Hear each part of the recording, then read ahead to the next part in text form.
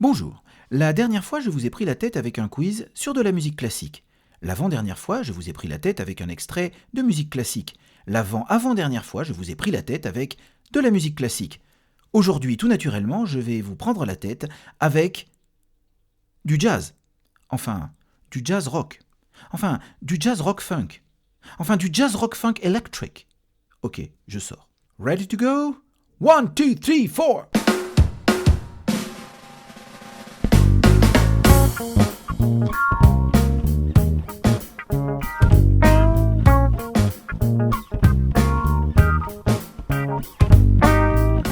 Aujourd'hui, j'ai décidé de vous parler d'un morceau qui s'intitule Caméléon. Chameleon in English.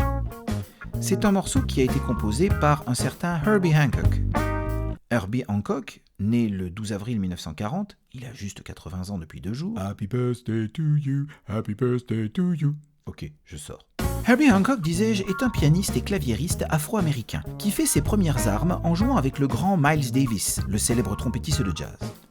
Nous sommes dans les années 70 et le jeune Herbie s'intéresse à toutes sortes de pianos et de claviers électriques et électroniques qui portent des noms un peu curieux comme le Fender Rhodes ou le Wurlitzer. Ces instruments imitent pâlement le piano, bien sûr, mais donnent quand même des sonorités intéressantes pour les musiciens.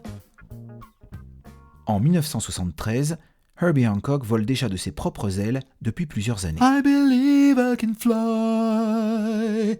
I believe I can touch the sky. Ok, je sors. Alors que les premiers synthétiseurs, qui sont des claviers encore plus chelous que les précédents, font fureur, Mr. Hancock enregistre Headhunters, chasseurs de tête, qui est un album aux sonorités très électriques et très influencé par la musique funk. Vous savez, cette musique qui est très en vogue dans les années 70 grâce à un certain James Brown. Wow! I feel good. For sure and I wouldn't. Ok, tu sors là. C'est dans cet album que se trouve le titre Chameleon. Ce caméléon surprend à plus d'un titre. D'abord par son apparente simplicité, et puis par le fait qu'il ne ressemble pas aux morceaux de jazz habituels. Son rythme est beaucoup plus binaire, l'influence de la funk.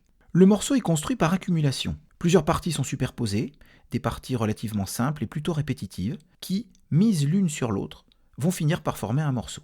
La pièce commence par un bon gros riff de basse, bien lourd, joué au fond du temps, par le synthétiseur d'abord, puis repris par la basse électrique.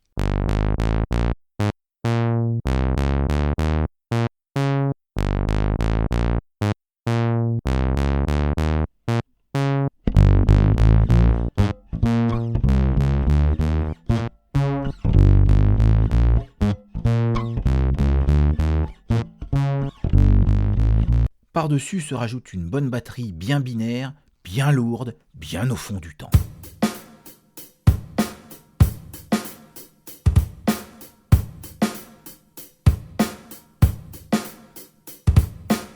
Par la suite, on peut entendre une cocotte à la guitare. Non, ça n'est pas une jolie fille qui joue de la guitare. Bande de petits canailloux, va! Il s'agit d'une petite mélodie répétitive jouée à la guitare.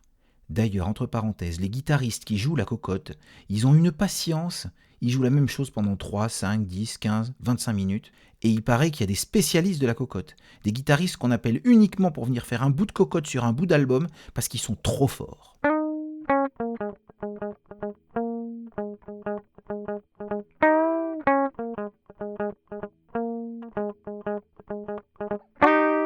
À cette cocotte qui dure 1 minute, cette cocotte minute, désolé, se rajoute une petite rythmique jouée par le Fender Rhodes, avec une pédale wah-wah. La pédale wah-wah porte très bien son nom. Lorsqu'on l'actionne, le son fait wah-wah.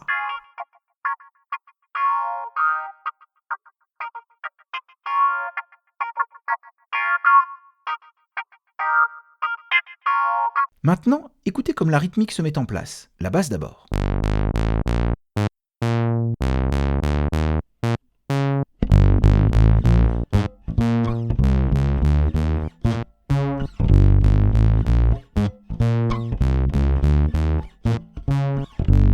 Puis la batterie.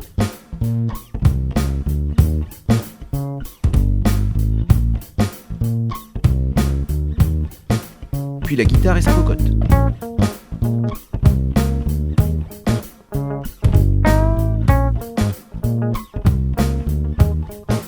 Et enfin le clavier wah-wah.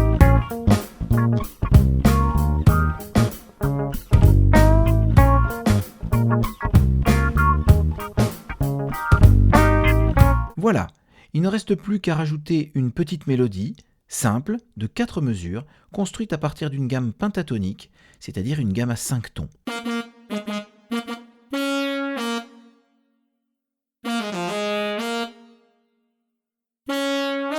Étonnant, non ? Difficile de faire plus simple.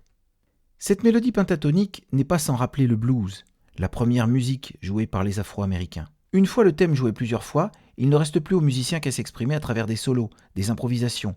C'est d'ailleurs l'improvisation qui rappelle que Caméléon, tout électrique et funky soit-il, est tout de même un morceau de jazz. En voici une version complète avec solo de synthétiseur, puis de guitare, puis une alternance entre les deux. Bonne écoute, mais méfiez-vous, si vous l'écoutez trop souvent, au bout d'un moment, la mélodie, elle reste.